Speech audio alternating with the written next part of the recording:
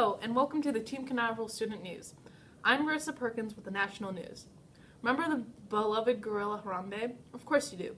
He's lived through memes, but the Cincinnati Zoo has something to say about that. In case you haven't heard about Harambe, here's a quick explanation. Harambe was a gorilla whose habitat was in the Cincinnati Zoo. In early May, a small family went to the zoo, but while the mother was looking away, the mother's child had somehow fell into the gorilla's enclosure.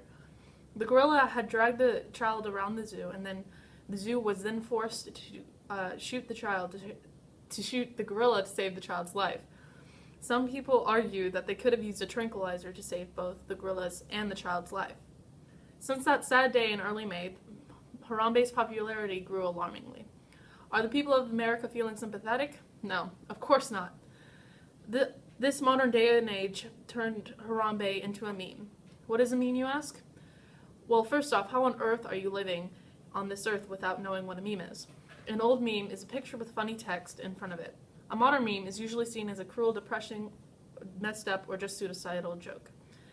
And these jokes are made in similar ways, but all memes are different, whereas old memes are the same font and they reuse pictures. It's actually a strangely good creative outlet. A common modern memes are Pepe, Dat Boy, and drinking bleach. In my opinion, memes unite America's youth under a similar opinion. The amount of Harambe memes have become a bit excessive. We are not amused by the memes, petitions, and signs about Harambe. Thane Maynard, a Cincinnati Zoo director, told the Associated Press, "Our zoo family is still healing, and the constant mention of Harambe makes moving forward difficult for us. We're honoring Harambe by redoubling our gorilla conservation efforts and encouraging others to join us." The Cincinnati Zoo is begging the memes to stop. But, as a meme I once saw said, this is in fact the meme renaissance. For the most part, I am very happy with it. It shows people are remembering what a wonderful being he was, said another zoo worker. The ones that are mocking and making light of his death, of his being, I find incredibly offensive, says another worker at the zoo. Although the Cincinnati Zoo's plea is strong, but it's not big enough. Harambe will continue to live vicariously through memes until it's not funny a few months later. Thank you, Marissa, and now local news. 2 days ago in Kokomo, there was a tornado. No one has been reported dead, but there are some minor injuries. Because of how Noblesville climate is, there is no damage, just storms. There is a lot of damage to homes and a lot of other different stores due to the tornado. Indiana Disaster Relief is getting shelter and food for those who don't have any. And here's Macy with the good news. Thank you, Haley. Now for some good news. With everything bad, there was good.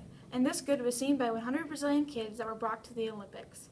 2 internet sensations brought 100 Brazilian kids to the Olympics for free. Jerome Jarry and Juan Pazaretta contacted an institution called Casa Amarela, which helps develop the country's cultural and social work, at the Morro da Providencia in Rio. When they contacted them, they chose 100 kids from the streets of Morro da Providencia to go to the games.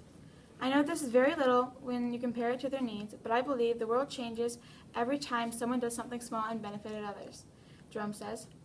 This was truly an act of kindness on their end. The kids watched many games and had a lot of fun with these 2 comedians. These 2 comedians gave 100 kids an experience that many people won't experience. They have truly changed their lives positively. That's all the news we have for this week. We'll see you next time on Team Canaveral Student News.